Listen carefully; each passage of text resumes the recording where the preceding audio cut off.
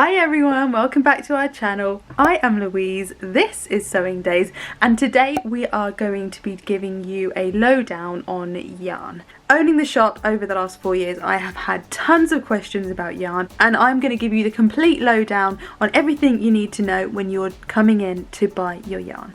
As always, if you enjoy our content, please give us a thumbs up, subscribe to our channel, leave us a comment down below if you have any extra questions as well, anything we don't cover, we will love to get back to you there, and also let us know your best tip when buying yarn. So the first thing I get asked all the time is why I call it yarn and not wool. Well, a lot of people here in the UK think that yarn is the American term for wool, and I'm just using an American term. Actually, for something to be classed as wool, it has to have a natural fibre that's come from an animal in it. So something sheep or alpaca or mohair, they are wool because they have come from an animal. If something isn't made of a natural fibre from an animal, then it is yarn. So anything that is acrylic or made from anything else synthetic is technically yarn and not wool. Even technically cotton based yarn is still yarn, because although it is a natural fibre, it doesn't come from an animal, so it is cotton yarn rather than cotton wool. Also, cotton wool's a different thing. I never thought about that. So I call everything yarn just so that it doesn't cause any confusion. So the second thing I get asked a lot are the different names for the weights of yarn. Between different countries, particularly the US, the UK and Australia, we have different names for the same yarn. So depending on where the pattern that you're using comes from, it might give you a different name for the type of yarn that you need to get. I get people coming in a lot asking for worsted weight, which is a US term, and we tell them what it is in the UK and where they need to look when they come in. So before we get started with different weights, I want to explain how yarn is made. So basically every yarn is made with different plies. Now plies are the number of strands that are twisted or woven together to create the thickness of the yarn. The thinner the yarn, the fewer plies it will have. So a 4 ply is going to be thinner than a 20 ply, except we don't use those terms, but that will all make sense in a second. But if you've ever used yarn and it's split, that is because the different plies are separating as you use it. I will show you in a second everything you need to know, so don't worry if that got a little bit confusing. So just here is the basics of everything you need to know if you're converting weights for patterns from plies to UK to America, and I hope it is useful. This is also going to be a free download on the website, so I will put the link down below if you want to save a copy or print a copy, and then you can have one for yourself. So you can get 1, 2 and 3 ply. A lot of those are used for baby items if you want to make a really thin item, or if you want to make something quite lacy. Next up, which is the smallest size that we stock here at Sewing Days, is 4 ply. Now that is used a lot for socks, so it can also be referred to as sock yarn, but it is very thin. Next is 8 ply, but it's most commonly known as double knit. So here in the UK, a DK or a double knit is the same as the US light worsted light worsted weight, or worsted weight, however you want to pronounce it. That is the most common size weight that we sell. It's definitely the best seller, and can be used for everything from jumpers to toys to shawls, literally everything. Double knit is the most common, and it is the yarn that we sell the most of. Next up is Aran weight, and that's a 10 ply, or that is worsted weight in America. Aran is the next step up from a double knit, so if you want something to be slightly thicker but not a lot heavier, that is a really good weight to use. So for something like a jumper that you want to be cozy but not necessarily thick and keep the heat in, then something like Aran is a really good weight to use. Next up is 12 ply. We call it chunky here in the UK, but it is bulky weight if you are in the US. Chunky is really great. It's a lot thicker, it is a lot heavier. If you're going to make a jumper from it, that would be a thicker real winter jumper rather than something for autumn. It would be for cold days. A lot of people make chunky hats as well for the same reason, to keep you super toasty, and also blankets. Chunky is used a lot to make blankets. It just gives you a little bit extra weight in it to make it a little bit more snuggly. We also then have 14 ply, which is super chunky, and I think it's called super chunky in the States as well, but if I am incorrect, please let me know in the comments down below. That is thicker again, and is also really great for things like blankets, because they do get even more snuggly and heavier and will keep you even warmer.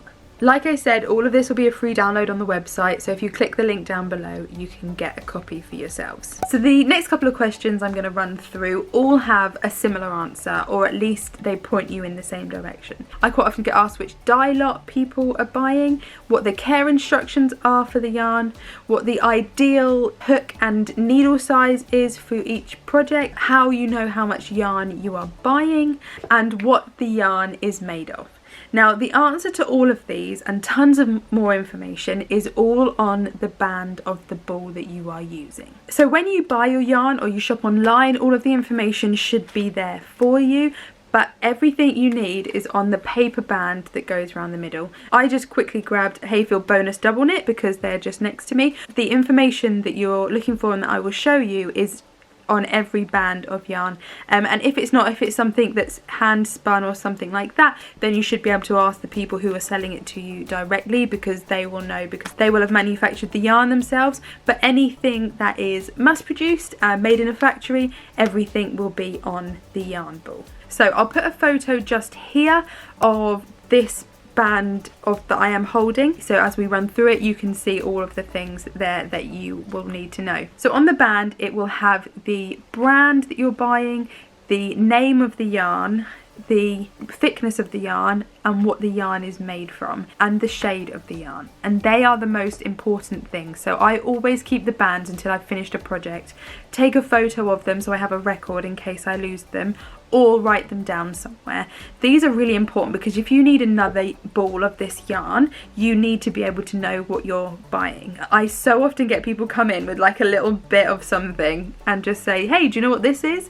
And I've got no idea. I don't know what weight it is, I don't know what shade it is, I don't know who manufactured it, I've literally got no idea. Whereas if you come to me and say, I need a Hayfield Bonus in I don't know, iced blue, then I can at least help you find it if we haven't got it in stock. The other important thing to make a note of is the lot number. Now, I spoke about this before. Basically, every time yarn is manufactured, they use dye, obviously, to make it that specific colour.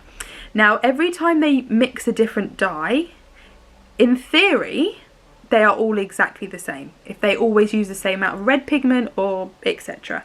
However, it does vary. It definitely varies over time. I can sometimes order things in and then 6 months later I order the same shade and it's a different colour. So by keeping the same dye lot, you should be able to keep the colour of your project consistent throughout. Now, we can't always order the same dye lot in again. You can sometimes go to the manufacturer and get the ball that you need, but I always think if you're going to need a certain amount for your project, buy it all in one go, because if you buy two knowing you need to buy another two at a later date, you might not be able to get it matching, and then your colours might not sit quite right together.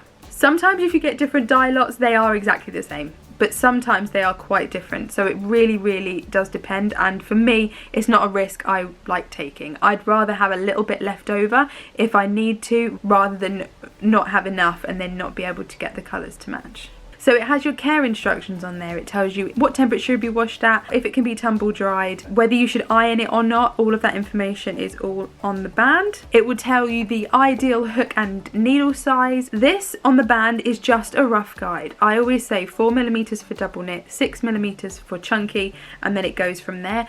But it also depends on your pattern. So if you're using a pattern, I would double check that, because they will tell you the ideal size for the pattern that you're using. But if you just want a generic answer, and if you're just doing something kind of off the top of your head, but something that you just want to see how you get on, then that information is all on the band as well. You'll also see the little square on there. Now, that is if you're going to be doing a tension square. Tension squares tell you how many stitches you will get for that yarn per 10cm square, or 4 inches. This is really important if you're going to switch yarns or you want to know what size to do. So this is the size that your yarn should come up to if you use the correct tension.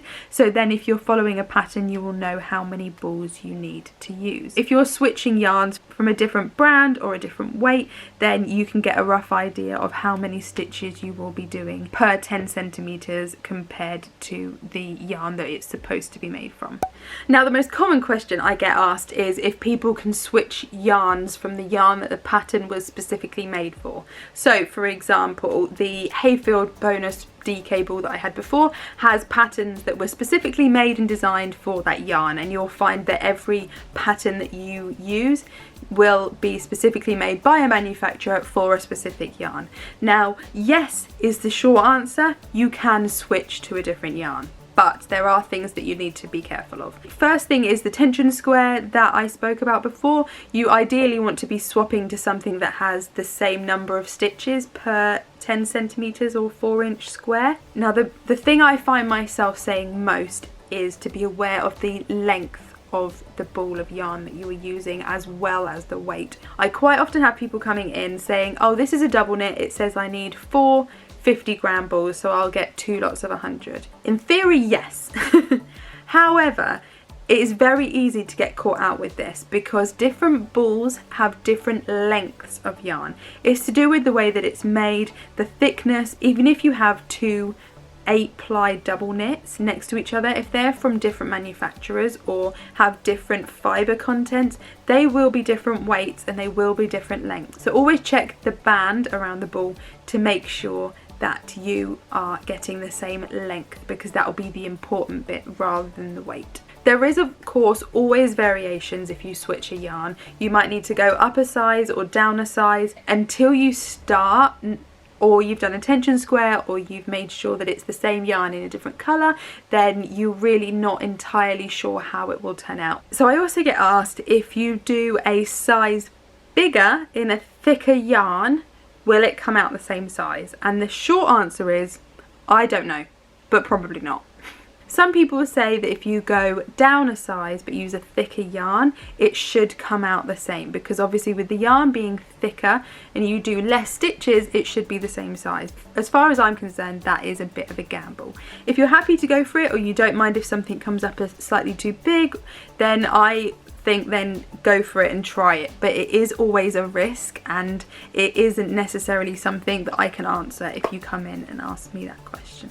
Also, last few quickfire questions that I get asked at least once a day. Yes, we do have knitting and crochet patterns, and feel free to have a look in the folders. No, I can't knit. I can crochet till the cows come home. I absolutely love to crochet. I have tried to knit and I am rubbish at it. When you're first starting out, the easiest colours to start with are mid colours, so sort of yellows and greens, something like that. Nothing too dark, nothing too light, because then you won't be able to see and count your stitches. Yes, there is specific baby yarn, but these days everything is made to a quality where anything can go on babies, but we do have super soft as well. And the most common colour we sell for babies is grey. Yes, once COVID is over, we will be running knitting and crochet classes again. And also, no, I won't make you anything. Okay, so that is it for this video. We hope you found all of our trips and ticks. We hope you found all of our tips and tricks. Well, try again. So I hope you found all these tips and tricks useful. Like I said before, if there's anything you think we've missed, please leave it in the comments down below. We always love to learn, and we know that everybody else would appreciate your expertise as well. So if you found anything useful as well, please let us know by giving this video a thumbs up, subscribing to our channel and clicking the little notification bell, and you'll be the first to find out every time we post a new video every Tuesday. Also, let us know if there's other types of videos you'd like to see, any more informational ones, and if so, what you would like us to cover. That's it for now. Until next week, have a good day, guys.